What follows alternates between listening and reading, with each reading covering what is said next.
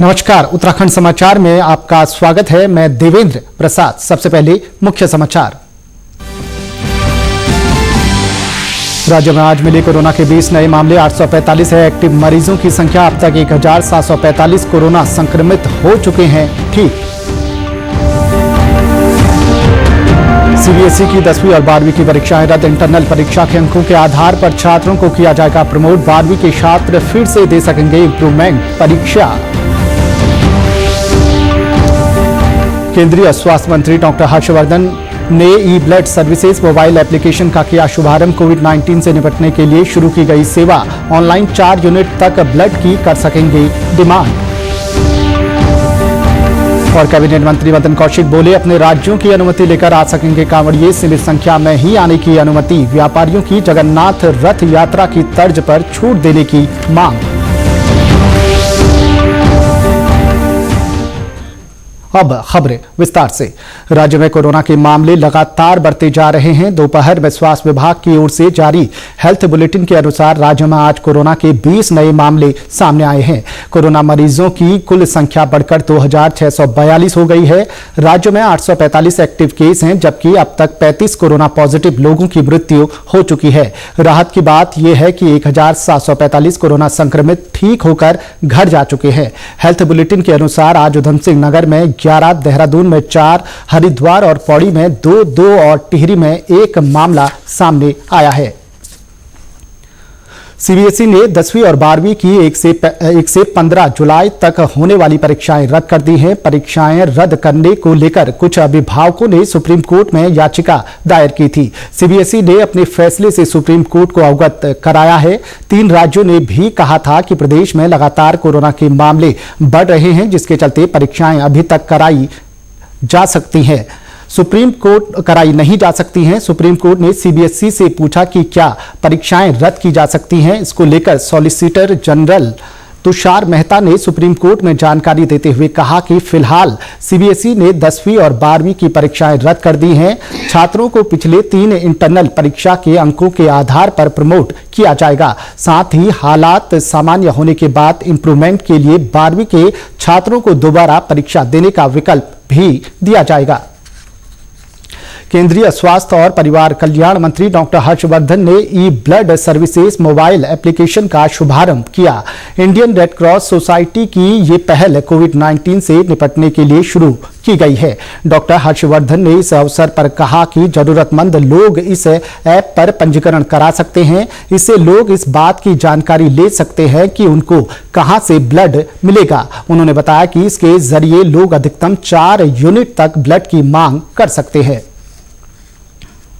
4 unit तक blood जो है इसके माध्यम से डिमांड कर सकते हैं और फिर डिमांड करने के बाद आपको उपलब्धता पता लगती है। आपको सारी जानकारियां अपने टेलीफोन में उपलब्ध होती हैं और उसके साथ साथ 12 घंटे तक जो है ब्लड बैंक आपकी प्रतीक्षा भी करता है। शुरुआती दौर में दिल्ली के अंदर इंडियन रेड क्रॉस सोसाइटी इसको लागू कर रही है। आगे आने वाले समय में हम चाहेंगे कि देश के अंदर हमारे जो दूसरे ब्लड बैंक्स हैं वो भी सब इसके साथ धीरे धीरे करके जुड़ें। मुख्यमंत्री त्रिवेंद्र सिंह रावत ने अंतर्राष्ट्रीय क्रिकेट स्टेडियम रायपुर देहरादून में बनाए गए कोविड केयर सेंटर का निरीक्षण किया। इस सेंटर में कोविड-19 के मानकों के अनुसार सभी प्रकार की सुविधाएं उपलब्ध कराई गई हैं। सेंटर में 750 बेड की व्यवस्था की गई है। जरूरत पड़ने पर इस सेंटर की क्षमता को बढ़ाकर 4000 बेड तक किया जा सकता है। कोविड केयर सेंटर में ठहरने वाले लोगों को आवश्यक सामग्री की किट दी जाएगी। दिन में 3 बार भोजन की व्यवस्था की गई है, जिसमें स्थानीय उत्पादों को प्राथमिकता दी गई है। आयुष विभाग द्वारा इम्यूनिटी बढ़ाने के लिए काढ़ा भी उपलब्ध कराया गया है। सेंटर में मेडिकल सुविधाओं के साथ ही योग और मेडिटेशन की व्यवस्था की गई है। कोविड केयर सेंटर में सैनिटाइजर, थर्मल स्क्रीनिंग, सीसीटीवी कैमरे भी लगाए गए हैं। साथ ही फैमिली वार्ड भी बनाया गया है। मुख्यमंत्री ने कहा कि यहां पर 4000 लोगों की ठहरने की व्यवस्था हो सकती है। कोविड पर नियंत्रण के लिए जिस तरह से प्रदेश में सतर्कता बरती जा रही है, उम्मीद है कि हम जल्द ही नियंत्रण की स्थिति में होंगे। प्रदेश में कोरोना पॉजिटिव के रिकवरी रेट में तेजी से वृद्धि हुई है। डबलिंग रेट में भी सुधार आया है। सरकार ने अपनी तरफ से बेहतर व्यवस्था करने की कोशिश की है। जैसी हालात है और जिस तरह से कोरोना संक्रमण फैल रहा है, सतर्कता की दृष्टि से यहाँ पर व्यवस्थाएं की गई हैं। बहुत बेहतर व्यवस्थाएं हैं। जो चिकित्सकीय परीक्षण होना चाहिए और वो सब अनटच्ड है, बगैर स्पर्श के है। मैं उसके लिए तमाम जो हमारे वॉरियर्स इस काम में लगे हैं, चाहे हमारे स्वास्थ्य विभाग के लोग होंगे, पुलिस विभाग के लोग होंगे, यहाँ पर तमाम जो स्वयंसेवी संस्थाएं हैं, उनको मैं बहुत बधाई और धन्यवाद करता हूँ। कोविड-19 के दृष्टिगत प्रवासियों के लिए रोजगार के अवसर बढ़ाने के लिए प्रदेश सरकार ने बड़ा फैसला लिया है। मुख्यमंत्री त्रिवेंद्र सिंह रावत ने सचिवालय में अधिकारियों के साथ आयोजित बैठक में कहा कि कुछ सेक्टर चिन्हित किए जाए जिसमें लोगों को रोजगार उपलब्ध कराया जा सकता है। उन्होंने कहा कि आवश्यकता के अनुसार विभिन्न क्षेत्रों में उपनल के माध्यम से भर्ती की जा सकती है। स्वास्थ्य, स्वच्छता और तकनीक के क्षेत्र में कार्मिकों की और तैनाती की आवश्यकता है। मुख्यमंत्री ने कहा कि उपनल के माध्यम से जो भी भर्ती की जाएगी उसमें पूर्व सैनिकों और सैनिक आश्रितों को पहले प्राथमिकता दी जाएगी। अगर किसी क्षेत्र में पूर्व सैनिकों और सैनिक आश्रितों की उपलब्धता नहीं हो पाती है तब अन्य लोगों को उपनल के माध्यम से भर्ती किया जाएगा। वहीं मुख्यमंत्री त्रिवेंद्र सिंह रावत ने घोषणा की है कि प्रत्येक आंगनबाड़ी और आशा कार्यकर्ती के खाते में 1,000 रुपए की सम्मान राशि दी जाएगी। इनकी संख्या 50,000 से अधिक है। उन्होंने कहा कि कोविड-19 के लिए चतुर्थ श्रेणी कर्मचारियों और पर्यावरण मित्रों के वेतन से अब एक दिन के वेतन की कटौती नहीं की जाएगी। हालांकि उनके द्वारा सहयोग किया जा रहा था। जुलाई माह में होने वाली कांवड़ यात्रा पर सरकार ने रोक लगाई है। इसको लेकर कैबिनेट मंत्री मदन कौशिक ने कहा कि कांवड़ यात्रा के दौरान सामूहिक रूप से लोगों की हरिद्वार में आवाजाही बंद रहेगी, लेकिन जो लोग अपने अपने राज्यों से स्वीकृति लेकर आएंगे उन्हें यहां से जल भरकर ले जाने की अनुमति होगी। साथ ही अनुमति लेकर आने वाले लोग विधि विधान से पूजा और जलाभिषेक कर सकेंगे। उन्होंने कहा कि बड़े समूह के रूप में कांवड़ यात्रा पर प्रतिबंध रहेगा। श्री कौशिक ने कहा कि सभी राज्य सरकारों से बात करके ये निर्णय लिया गया है। मेले को लेकर जो परंपरागत मेले का स्वरूप था उसको रद्द किया है। गंगा जल लेके जाना, गंगा जल के आधार पर अपना विधि विधान से पूजा करना, पाठ करना, उस पर कहीं प्रतिबंध नहीं लगाया। लेकिन कांवड़ का जो परंपरागत रूप से करोड़ों लोग जिस रूप में आते थे उसको कहा कि वो स्वरूप में नहीं।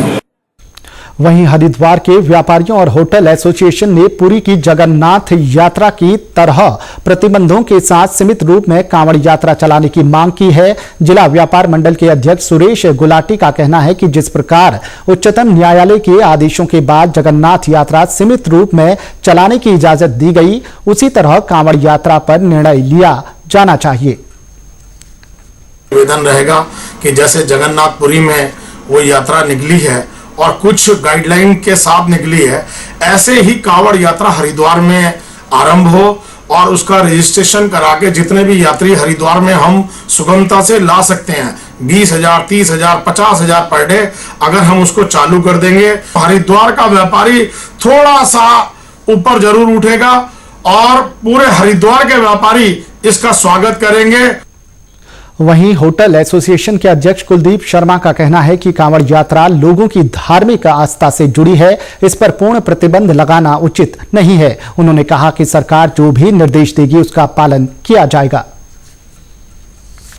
जो कोरोना वायरस के चलते 4 महीने से जो पूरे का पूरा व्यवसाय हरिद्वार वासियों का ठप था, उसमें एक आस हो गई थी कांवड़ यात्रा से कुछ न कुछ भरपाई हो पाएगी और एक सामान्य प्रक्रिया की तरफ हम बढ़ते जाएंगे। प्रदेश में 22 मार्च से बंद रोडवेज बसों का संचालन आज से फिर शुरू हो गया है, जिससे यात्रियों को काफी राहत मिली है। रोडवेज प्रबंधन ने आज से साधारण बसों का संचालन शुरू किया है। डिलक्स बसों का संचालन अभी शुरू नहीं किया गया है। बसों में सफर के दौरान सोशल डिस्टेंसिंग का पालन करते हुए 50% सवारियों को बैठने की अनुमति दी गई है। उत्तराखंड परिवहन निगम देहरादून के उप महाप्रबंधक संचालन राजेंद्र प्रताप भारती ने कहा कि आज से पर्वतीय और मैदानी मार्गों पर सीमित बसों का संचालन शुरू किया गया है। प्रथम चरण में बसों का संचालन सीमित संख्या में और सीमित मार्गों पर ही किया गया है। जैसे जैसे यात्रियों की मांग बढ़ती जाएगी, बसों का संचालन बढ़ता जाएगा। हम जो बस डिपो से बाहर निकलेगी वो अंदर ही बस पूरी तरह सैनिटाइज होके तब बाहर निकलेगी। ड्राइवर के पीछे हिस्से को पॉलीथीन से पार्टीशन किया गया है, कवर किया गया है उसको। और बसों में बस की जितनी भी सीटिंग कैपेसिटी है उसका 50% ही अलाउ होगा सवारी। बसों का संचालन शुरू करने के साथ ही कोरोना से बचाव के भी पुख्ता इंतजाम किए गए हैं। बस में बैठने से पहले बस अड्डे पर थर्मल स्क्रीनिंग, सैनिटाइजेशन किया जा रहा है। टैक्सी में बहुत ज़्यादा किराया है, हरिद्वार जाने का 300 रुपये किराया है, तो रोडवेज की बस सेवा की है तो नहीं खुश हैं जी। देखो सुविधा हुई है, अब हम यहाँ अस्पताल में फंसे पड़े थे, अपने वाहन से आ जा सकते थे, गाड़ी से उससे वो ज़्यादा महंगा पड़ता। ये अकेले जा रहे हैं, अकेले आ जाएंगे, उसमें 2-3 आदमी जाना पड़ता था। ये अच्छा फील कर रहे हैं।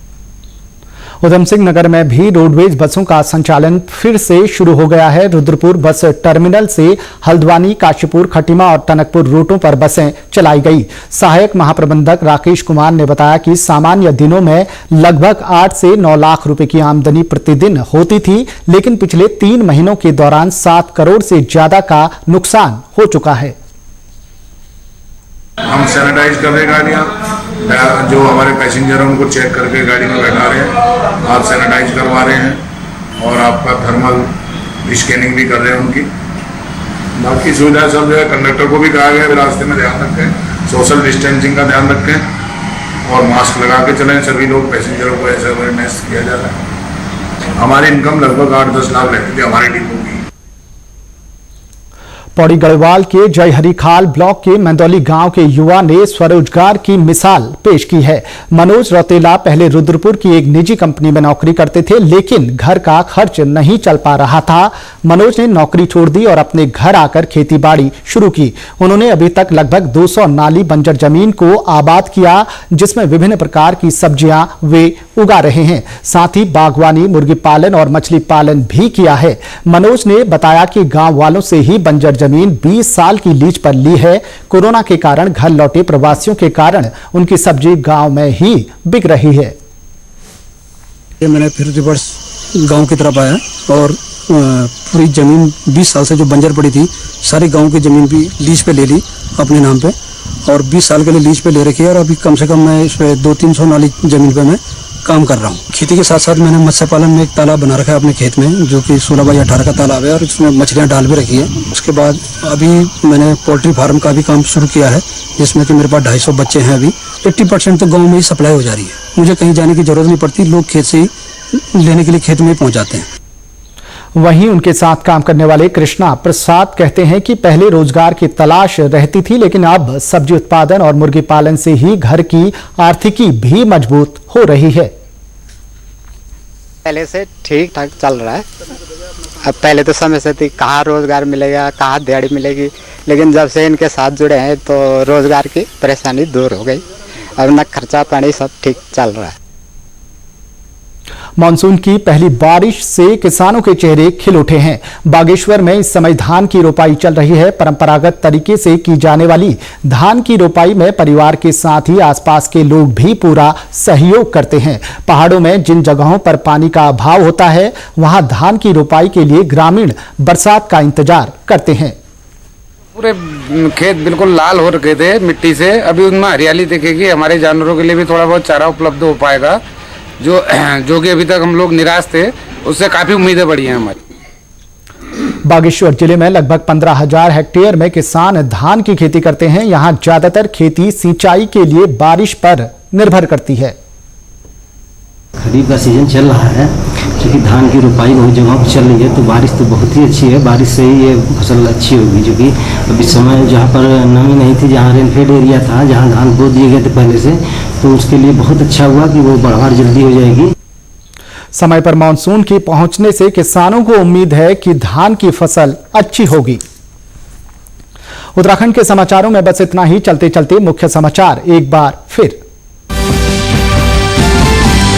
राज्य में आज मिले कोरोना के 20 नए मामले, 845 है। एक्टिव मरीजों की संख्या अब तक 1745 कोरोना संक्रमित हो चुके हैं ठीक।